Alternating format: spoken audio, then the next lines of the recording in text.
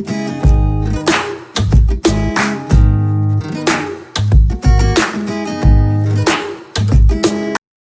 Everyone. आज ये last part है सत्ता के वैकल्पिक केंद्र का। आज हम देखेंगे चीन की व्यवस्था, चीन की जो आर्थिक व्यवस्था थी वो किस प्रकार उभरी, चीन से भारत के संबंध, ये दो टॉपिक हम पढ़ेंगे और इसके बाद ये अध्याय 4 समाप्त। तो सबसे पहले तो मैं यही कहना चाहूंगा कि अगर ये वीडियो को आप अच्छे से ध्यान से देखेंगे तो गाइज ये श्योरिटी है कि आप अगर एक भी बार एनसीईआरटी का चैप्टर पढ़ेंगे, आपकी बुक को सिर्फ रीड करेंगे कंसंट्रेशन के साथ एक बार, तो आपको सब कुछ समझ में आ जाएगा। आप पूरी चीज अच्छे से कनेक्ट कर पाएंगे और अच्छे से आंसर दे पाएंगे हर एक चीज का। तो अब देखते हैं हम चीनी अर्थव्यवस्था का उत्थान। तो 1978 के बाद से जारी आर्थिक सफलता से चीन को एक महाशक्ति के रूप में उभरने के साथ जोड़ा जाता है। इस वृद्धि के साथ चीन 2040 तक सबसे बड़ी अर्थव्यवस्था बन जाएगा। 1978 के बाद जो अर्थव्यवस्था चीन की बढ़ी, उससे ऐसा लगता है कि ये एक महाशक्ति बन गया और अगर इसी प्रकार से इसकी अर्थव्यवस्था बढ़ती रही तो 2040 तक ये अमेरिका को सरपास कर जाएगा, अमेरिका की अर्थव्यवस्था को पीछे छोड़ देगा और ये वर्ल्ड की नंबर 1 अर्थव्यवस्था बन जाएगी। 1949 में माओ द्वारा साम्यवादी क्रांति हुई, सभी नागरिकों को रोजगार और सामाजिक कल्याण योजनाओं का लाभ लेने के दायरे में लाया गया। अब आपको लग रहा होगा कि ये एकदम से ये चीन की अर्थव्यवस्था कैसे बढ़ी। जैसा कि इसमें बताया 1949 में माओ जो एक वहां के राजनेता थे, उनके द्वारा समाजवादी जो क्रांति लाई गई, उससे क्या हुआ कि चीन जो है रूस की तरह ही साम्यवादी शासन का सपोर्टर था, तो वो भी साम्यवादी शासन की तरह ही अपनी साम्यवाद की नीति से आर्थिक व्यवस्था को आगे बढ़ा रहा था। जैसा कि आपने देखा सभी को रोजगार और सामाजिक कल्याण, ये भी रूस के साथ भी यही था कि रूस ने एक न्यूनतम जीवन स्तर सबके लिए जो था उनने रखा था कि सभी का इस प्रकार से इतनी व्यवस्था होनी चाहिए, इतनी आर्थिक व्यवस्था सबकी होनी चाहिए। वैसा ही चीन ने किया, सबको रोजगार मिला, सामाजिक कार्य जो भी थे उनमें जो भी लाभ युवाओं को दिए गए उसकी श्रेणी में सारे युवाओं को लाया गया। अर्थव्यवस्था के विकास 5 से 6% की दर से हुआ, लेकिन जनसंख्या में 2 से 3% की वार्षिक दर से इस पर पानी फेर दिया गया। अब आपको लग रहा होगा कि फिर हम ऐसा क्यों कहते हैं कि 1978 के बाद चीनी अर्थव्यवस्था कमजोर पड़ी। क्यों पड़ी? क्योंकि अर्थव्यवस्था तो 5 से 6% की दर से बढ़ रही थी, लेकिन साथ ही जनसंख्या भी 2 से 3% के साथ वार्षिक दर उसकी बढ़ने की थी। इससे जो अर्थव्यवस्था बढ़ रही थी, नेट जो इनकम थी, वो अर्थव्यवस्था उतनी तेजी से नहीं बढ़ पा रही थी चीन की। तो सोवियत संघ के तरह ही चीन के सामने संकट गहराया, आर्थिक संकट। इसका औद्योगिक उत्पादन पर्याप्त तेजी से नहीं हो पा रहा था, इसका औद्योगिक उत्पादन भी पर्याप्त तेजी से नहीं हो पा रहा था, जिस प्रकार रूस का नहीं हो पा रहा था, सोवियत संघ का नहीं हो पा रहा था।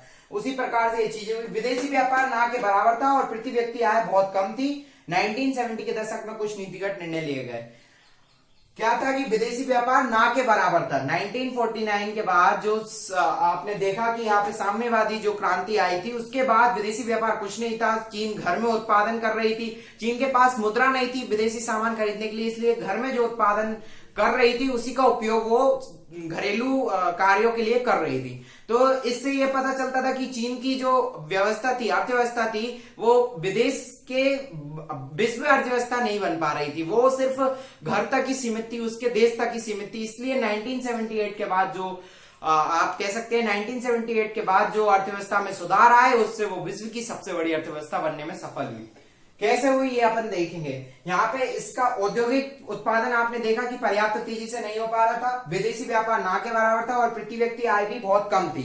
अब 1970 के दशक में कुछ नीतियां आई जिनकी वजह से उसकी अर्थव्यवस्था को थोड़ा बूस्ट अप मिला, थोड़ा अच्छी से उसको कवर अप करने को मिला। तो क्या हुआ, 1972 में अमेरिका से संबंध बनाकर राजनीतिक और आर्थिक एकांतवास को खत्म किया। रूस को, चाइना को लगने लगा था कि रूस की जो साम्यवाद की जो नीति है उस पर चलकर हम ज्यादा कुछ नहीं कर पा रहे हैं, तो इसलिए उसने 1972 में अमेरिका से संबंध अच्छे बनाए जिससे उसको राजनीतिक और आर्थिक मदद मिल सके।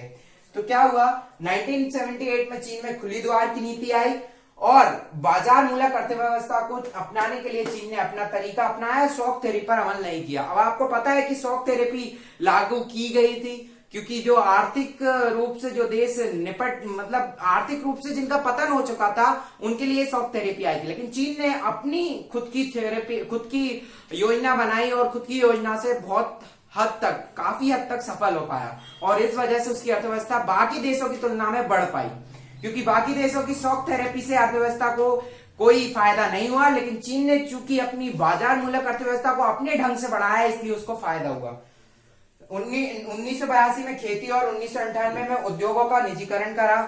1982 में खेती और 1998 में उद्योगों का निजीकरण किया, जो कि रूस की नीति से हटकर अमेरिका की नीति की तरह करने लगा चीन भी अपना काम। नई आर्थिक नीति से चीन का विकास होने लगा, पूरे विश्व में प्रत्यक्ष विदेश निवेश के लिए सबसे आकर्षक देश बना। पूरे विदेश के देशों में, पूरे वर्ल्ड में ये देश सबसे ज्यादा आकर्षक देश बन गया निवेश के लिए। चीन 2001 में विश्व व्यापार संगठन में शामिल हो गया। चीन की आर्थिक में तो सुधार हुआ, लेकिन वहां हर किसी को सुधार का लाभ नहीं मिल पाया।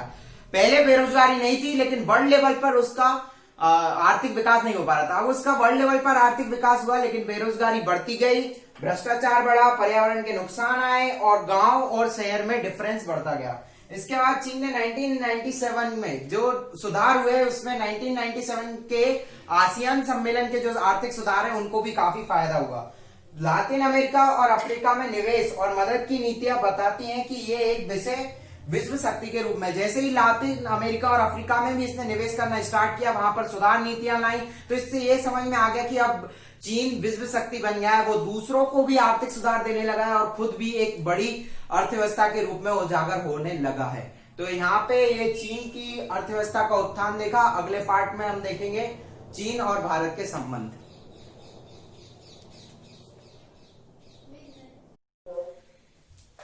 हाँ, अब देखते हैं चीन के भारत के साथ संबंध।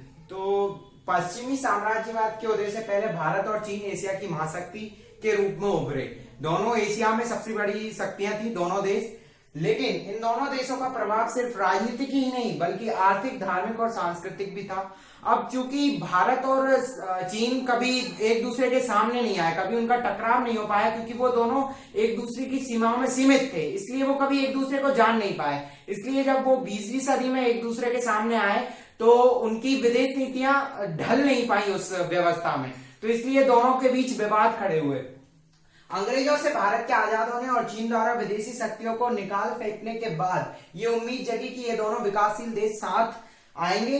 कुछ समय तक हिंदी चीनी भाई भाई का नारा भी चला, लेकिन ये चीज ज्यादा दिनों तक सफल नहीं हो पाई। ये सब सोच रहे थे कि दोनों साथ में आएंगे और एक विश्व को एक नई महाशक्ति मिलेगी दोनों के रूप में, लेकिन ये ज्यादा दिनों तक चल नहीं पाया क्योंकि सीमा विवादों के चक्कर में ये चीज पीछे रह गई। सीमा विवाद पर चल रहे संघर्ष से इस उम्मीद को खत्म कर दिया। अब 1970 के उत्तरार्ध के दशक में चीन का राजनीतिक नेतृत्व बदला, चीन की राजनीतिक नीतियां बदली। अब वैचारिक मुद्दों की जगह आर्थिक मुद्दों को ज्यादा जगह दी गई। इसलिए भारत के साथ संबंध बनाना बहुत जरूरी था, क्योंकि उसको अपने आप को आर्थिक रूप से उठाना था, आर्थिक व्यवस्था को सुधारना था। इसलिए भारत के साथ संबंध बनाना पड़ा और इसके लिए उसने जो भी उसके विवाद वाले मुद्दे थे उन सबको पीछे छोड़ दिया।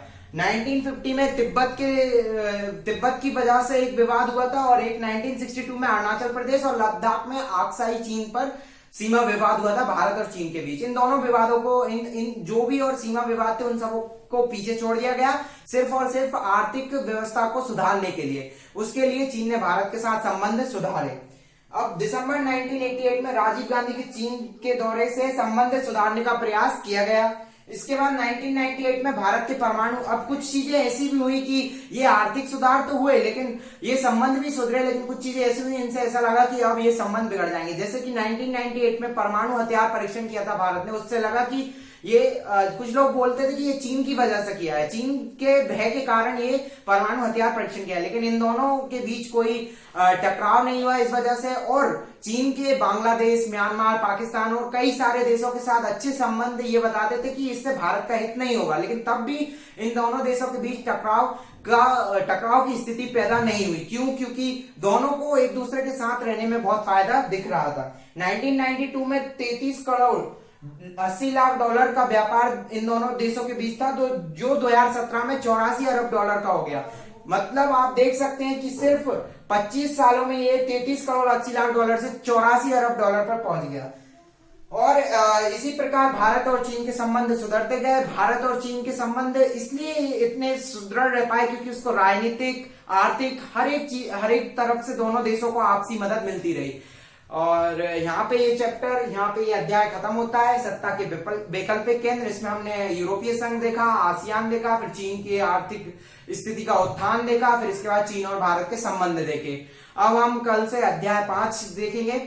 तो thank you guys for watching my video. मैं आपको यही चीज कहना चाहूंगा कि इस वीडियो को अच्छे से देखें, बार बार देखें और अच्छे से समझें, और इसके बाद सिर्फ एक बार बुक रीड करें, आपको सब समझ में आ जाएगा। डिस्क्रिप्शन में मैंने नई लिंक डाली है आज से, जो मुझे नया ऐप मिला है, वो काफी अच्छा ऐप है।